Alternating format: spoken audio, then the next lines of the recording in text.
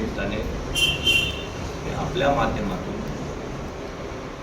भारतीय जनता पक्षाचे कार्यकर्ते आणि जनतेपर्यंत काही गोष्टी शेअर करू इच्छितो. 24 मे ते 21 जून साधारणतः एक मास, एक महिना हा आम्ही तपपूर्ती मास म्हणून भारतीय जनता पक्ष संपूर्ण देशभर हा उत्साहाने साजरा करतो. आता या संपूर्ण मासामध्ये विविध कार्यक्रमाच्या माध्यमातून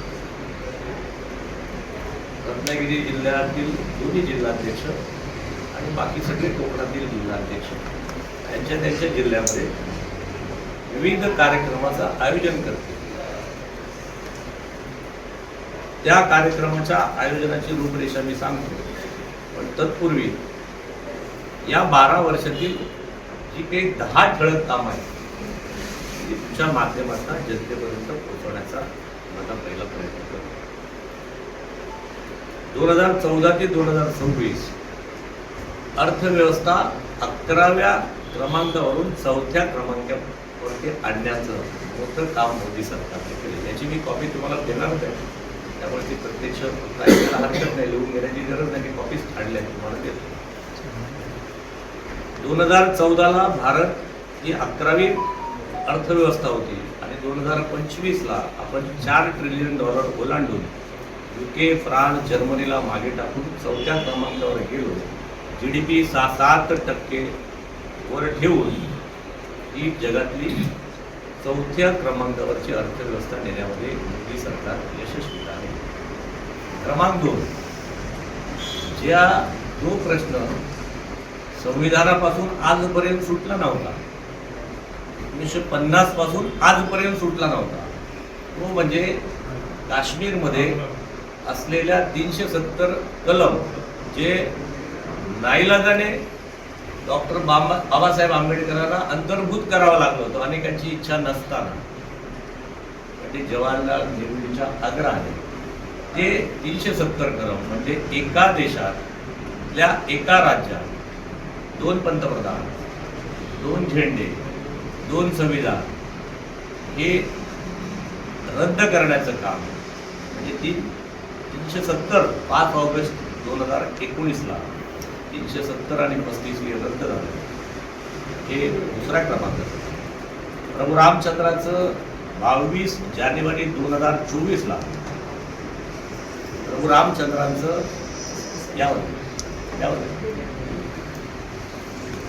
पंतप्रधानांच्या हस्ते प्रभू रामचंद्राच्या मंदिराचं प्राणप्रतिष्ठा 500 वर्ष कितपत पडलेला प्रश्न मोदी साहेबांनी सोडवला.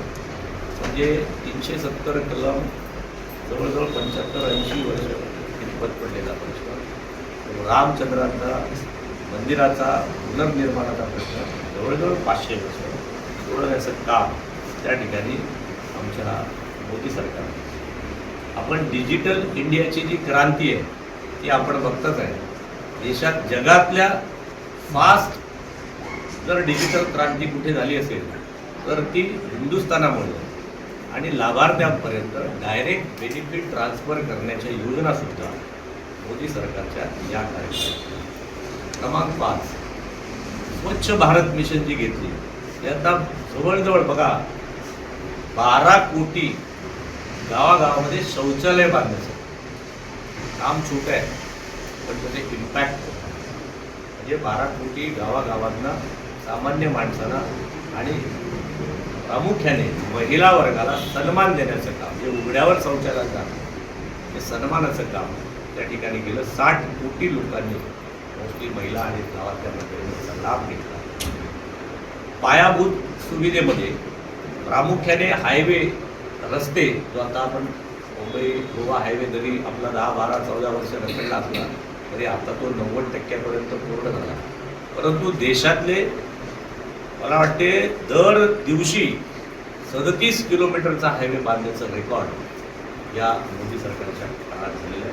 विमानतळांची जी संख्या होती ती 74 होती 2014 पर्यंत, ती आता 157 विमानतळं, जवळजवळ दुप्पट.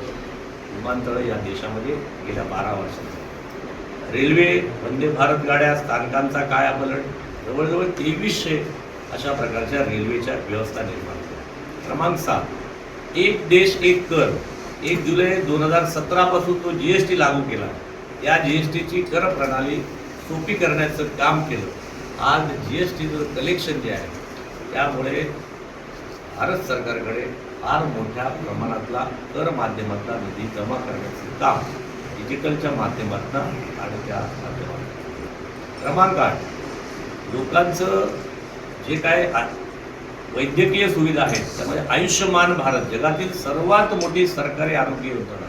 आपण यापूर्वी अमेरिकेचं नाव घ्यायचं.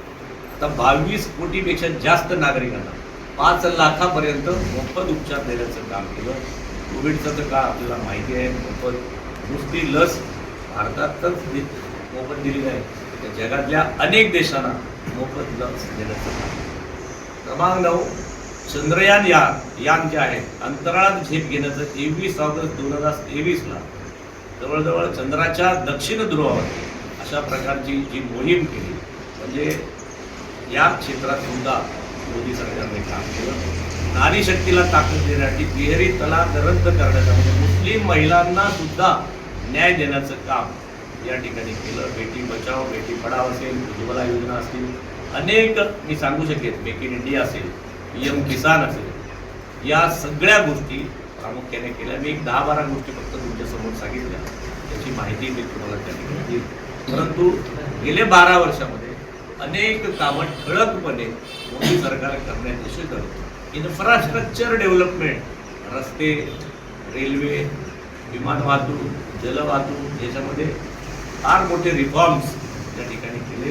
सामान्य माणसाचा म्हणजे आमच्या सरकारचं अंतिम ध्येय आहे की सरकार हे एक सागर आहे आणि अंतिम माणसाचा त्याच्यापर्यंत शेवटच्या माणसापर्यंत, गावातल्या शेवटच्या गरीब माणसापर्यंत अन्न, वस्त्र, निवारा, पाणी, आरोग्य आणि रोजगार या 6 गोष्टी गावातल्या सामान्य माणसापर्यंत पोचवायचं हा निर्धार आम्ही त्या ठिकाणी केलेला आहे. त्यामुळे तपपूर्तीचा हा 12 वर्षाच्या तपपूर्तीचा कार्यक्रम आजच्या या आपल्या प्रेसच्या माध्यमातून मी माझ्या सगळ्या जिल्हाध्यक्षांना, कार्यमंडल अध्यक्षांना आणि ते बूथ अध्यक्षांपर्यंत आवाहन करणार आहे की विविध कार्यक्रमाने आपण उद्यापासून त्याला सुरुवात करायची आहे आणि जनतेपर्यंत पोहोचायचं आहे. या सगळ्या गोष्टी जनतेपर्यंत पोहोचवण्याचा आपण काम करायचं आहे. या तुमच्या माध्यमातून त्या माझ्या यंत्रणेमध्ये पक्षाच्या यंत्रणेला पण निर्देशित करतो आणि जनतेला पण आवाहन करतो. या सगळ्या गोष्टीमध्ये आपण सहभागी व्हायला हवं. आता करायचे कुठले कार्यक्रम आहेत त्याच्या काय काय थोड्या एक झलकीत सांगतो. साधारणतः तुमच्या माध्यमातून जातील कार्यक्रम. 5 तारखेला जसं उद्यापासून कार्यक्रमांचे मेळावे सुरू होतील, बैठका सुरू होतील, नियोजन सुरू होईल. आपल्या आपल्या भागातले जे बेस्ट काम आपल्याकडे झालेलं आहे ते जनतेपर्यंत नेऊन पोचवायचं आणि ज्या समस्या अजून शिल्लक आहेत, म्हणजे आपण 12 वर्षात पोचलेलो आहे, काही समस्या सुटल्या असतील 10%, 20%, 30%, परंतु अजूनही अनेक समस्या सोडवण्याच्या बाकी राहिल्या. त्यामुळे आपण आता मोर्चा आंदोलन करणारे नेते नाही तर आपण लोकांच्या समस्या सोडवणारे नेते आहोत. म्हणून या पुढच्या मासामध्ये अशा अनेक समस्या लोकांपर्यंत जाऊन, छोट्या असतील, मोठ्या असतील, मध्यम असतील, या समस्या गोळा करण्याचं काम सुद्धा या 1 महिन्यामध्ये आपल्या कार्यकर्त्यांच्या माध्यमातून आपण करावं असे संपूर्ण देशभर आमच्या पंतप्रधानांचे, आमच्या सगळ्या मुख्यमंत्र्यांचे आणि सगळ्या प्रदेश अध्यक्षांचे निर्देश आहेत. प्रमुख काही कार्यक्रम जे वरून दिले आहेत तेवढे फक्त मी वाचून दाखवतो. बाकी त्यांनी आपल्या माध्यमातून जे बेस्ट आपल्याकडे होतील ते मासामध्ये करावं. 5 जूनला पर्यावरण दिन. हा पर्यावरण दिन भारतीय जनता पक्ष अख्ख्या देशभर आणि भारतीय जनता पक्षाचं सरकार आपल्या मातेला, म्हणजे ही पृथ्वी माता जशी आहे, भारत माता जशी आहे, तशा आपल्या आईसाठी 1 झाड आपण लावतो. 1 झाड 5 जूनला माझे कार्यकर्ते, जनता आपल्या मातेच्या स्मरणार्थ, जर नसेल तर स्मरणार्थ, असेल तर आदरार्थ, की त्या दिवशी आपल्या प्रत्येक कार्यकर्त्याने 1 झाड आपल्या भागामध्ये, आपल्या परसदारामध्ये लावावं अशा प्रकारचं आपल्या संपूर्ण देशभर अभियान करतो. आणि या दिवशी जेवढा आपला भूभाग पर्यावरणाच्या ती चांगला राहील, स्वच्छता मोहीम काय करते सुद्धा, अशा स्वच्छता मोहीम त्या ठिकाणी आखाव्यात असे निर्देश 5 जूनचे आहेत. 6 जूनला हिंदू साम्राज्य दिन आहे. छत्रपती शिवाजी महाराजांचं राज्याभिषेकाचं साम्राज्य या देशात हिंदवी साम्राज्य व्हावं ही श्रीची इच्छा आहे, परमेश्वराची इच्छा आहे. हे छत्रपतींनी या जगाला दाखवून दिलं. महाराज सिंहासनारूढ झाले. या देशाला सुद्धा राजा आहे आणि तो हिंदवी आहे, हिंदू धर्माचा राजा आहे, अधिष्ठाता आहे. देव देश आणि धर्माचं रक्षण करणारा, रयतेचं रक्षण करणारा राजा आहे. या राजाची शपथ त्या दिवशी सगळ्या कार्यकर्त्यांनी घ्यावी. आपल्या आपल्या भागामध्ये हिंदू साम्राज्य दिनाचे, शिवछत्रपतींच्या राज्याभिषेक दिनाचे कार्यक्रम आपल्या आपल्या भागात, कार्यालयात, मंडळात होऊन आपण राज्य, रयतेचं राज्य चालवण्याची, जसं मोदीजी चालवत आहेत तशा प्रकारचं रयतेचं राज्य पुढचे 100-200 वर्ष या देशात राहावं. देव, देश, धर्म आणि रयत यांचं रक्षण करण्याची शपथ घ्यावी, असा कार्यक्रम त्या ठिकाणी करावा. 7 जूनला अन्न सुरक्षा दिन आहे. 8 जूनला महासागर दिन आहे. मी फक्त वाचून दाखवतो, यांनी नोट घेतलेल्या आहेत, त्यांना त्या आणखीन आलेल्या आहेत. 14 जूनला रक्तदाता दिन आहे, नॅशनल फ्लॅग दिवस आहे. 19 जूनला वाचन दिन आहे, पुस्तक वाचन दिन आहे. आणि 21 जूनला योग दिनाने त्याचा समारोप करायचा आहे. अशा प्रकारचं तुमच्या माध्यमातून भारतीय जनता पक्षाचे कार्यकर्ते आणि जनतेपर्यंत माझा हा तपपूर्तीचा आजच्या प्रेसचा मुख्य विषय आपण सगळे पत्रकार मंडळी मनपूर्वक आणि हृदयपूर्वक पोचवाल अशी मला तुमच्याकडनं अपेक्षा आहे. आणखी 2-3 विषय सांगतो आणि मग आपण उत्तर देऊ. मला अशी मी सांगितले समस्या, त्यामुळे याच्यामध्ये चिपळूणच्या समस्या पण इन्क्लूड आहेत, रत्नागिरी जिल्ह्याच्या आहेत. ज्या उरलेल्या समस्या सोडवणे हे आपलं काम आहे. आणि पुढच्या महिन्याभरात मी या माझ्या प्रामुख्याने रत्नागिरी दोन्ही जिल्ह्यामधल्या प्रत्येक तालुक्यात आमदार आपल्या दारी, तुमची समस्या आमची जबाबदारी, आमदार आपल्या दारी, तुमची समस्या आमची जबाबदारी, असं दोन्ही जिल्हाध्यक्षांच्या माध्यमातून प्रत्येक तालुका कार्यालयात महिन्यातून किमान 1-2 वेळा अशा प्रकारचं जनतेपर्यंत पोहोचण्याचं अभियान आम्ही या दोन्ही जिल्हाध्यक्षांच्या माध्यमातून करणार आहोत. आणि या सगळ्या समस्या गोळा करणं आणि त्याच्यावर सोल्युशन काढणं आमचा असा निश्चय आहे. सतीशराव आणि सगळे पत्रकार मंडळी की पुढच्या आज 12 वर्षाच्या तपापर्यंत आम्ही आलो. अनेक अडचणी आल्या, खडतर गोष्टी आल्या, मीडियामध्ये अनेक गोष्टी आल्या. मीडियामधनं काही लोकांनी या 12 वर्षाच्या आमचा कार्यकाळ चांगल्या प्रकारे मोदीजी करत आहे, महाशक्तीपर्यंत जात आहे, हे विरोधी पक्षातल्या अनेक लोकांना पचन झालं नाही म्हणा किंवा त्याचं हजम झालं नाही म्हणा. त्यामुळे देशातल्या तर जनता सोडा, म्हणजे देशातले विरोधक सोडा, पण आता काही विरोधक परदेशात जाऊन सुद्धा मीडियाच्या माध्यमातून अशा गोष्टी करताय. मी त्यांना पण परमेश्वर चांगली बुद्धी देऊ असं सांगेन. कारण आपण मीडियावर बघताय ते काही कॉक्रोच जनता पार्टीने आमचं, मी त्या जो काही अभिजित दापके आहे, दापके दिपके, मी त्याला पण परमेश्वर त्याला सुबुद्धी देईल. कारण त्याने ज्या पक्षाचं नाव ठेवलं त्या पक्षाच्या सुरुवातीला त्याने आमच्या पक्षाचं नाव भारतीय जनता पक्ष आहे. कदाचित त्याच्यावरती मीम्स करून त्याने ते नाव ठेवलं, पण त्याच्या हे बाळाच्या लक्षात आलं नाही की भारतीय जनता पक्षाला आम्ही भारतीय म्हणजे भारतीय आहोत, भारतातली जनता या पार्टीत आहे असं लिहिलं आहे. आणि त्याच भारताला त्याने कॉक्रोचची उपमा दिलेली आहे. मी माझी त्याला पण विनंती आहे तुमच्या माध्यमातून की काही एवढा मोठा नाही, त्याच्यापर्यंत पोहोचेन की मला माहीत नाही, पण चीफ जस्टिस ऑफ इंडियाचे जे चीफ जस्टिस आहेत त्यांनी चुकून याचा उल्लेख केला होता, पण नंतर त्यांनी त्याची माफी मागितली की मी हे जे विधान केलं आहे त्याच्याबद्दल मी माफी मागतो. माझी या मुलाला पण विनंती आहे की जे काही झालं आहे त्याच्याबद्दल तू त्याचं आंदोलन करावं, मीडियाच्या माध्यमातून यावं, विरोधी पक्षाचं काम करावं, याच्या मी मताच्या विरोधात नाही, त्यांनी ते जरूर करावं. परंतु या भारताला, या भारतीय जनतेला अशा प्रकारे चीफ जस्टिसने माफी मागितली असेल, त्यांनी पण माफी मागायला पाहिजे की माझ्या जनतेला मी अशा प्रकारे धुरळाची उपमा देणार नाही. आमचा देश अनेक स्वातंत्र्य सैनिकांनी आम्हाला देशाचं स्वातंत्र्य मिळवून दिलं.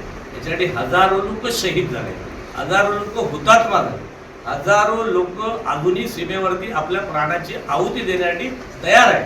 अशा या माझ्या जनतेला, माझ्या सगळ्या सैनिकांना, या सगळ्या मंडळींना, अशा प्रकारे या भारतीय जनतेला झुरळाची उपमा देणं चुकीचं आहे. त्यामुळे मी त्या बाळाला पण परमेश्वर सद्बुद्धी देईल अशी प्रार्थना तुमच्या माध्यमातून करतो. आणि आणखीन एक मुद्दा माझ्या त्याच वेळेला संपवतो, कारण तो माझ्यापर्यंत आला, तुम्ही विचारायच्या कदाचित होईल. आपल्याला माहिती आहे की कालच्या झालेल्या नीटच्या एक्झाममध्ये काही मंडळींनी तो पेपर फुटीचा कार्यक्रम केला. माझं सरकार पूर्णपणे हे ज्याने कुणी हा अपराध केला आहे त्याच्या मागे आहेत. अनेक लोकांची धरपकड झालेली आहे, परंतु अशा प्रकारे होऊ नये याची काळजी माझं सरकार घेणार. आणि ज्याने कोणी केलं त्याला कडक शासन आमचं केंद्र सरकार, महाराष्ट्र सरकार आणि सगळीच सरकार केल्याशिवाय राहणार नाही. या 3 गोष्टी तुमच्यापर्यंत पोहोचतील. ताज्या बातम्या बघण्यासाठी राजसत्ता न्यूज चॅनलला लाईक करा, शेअर करा आणि सबस्क्राईब करायला विसरू नका.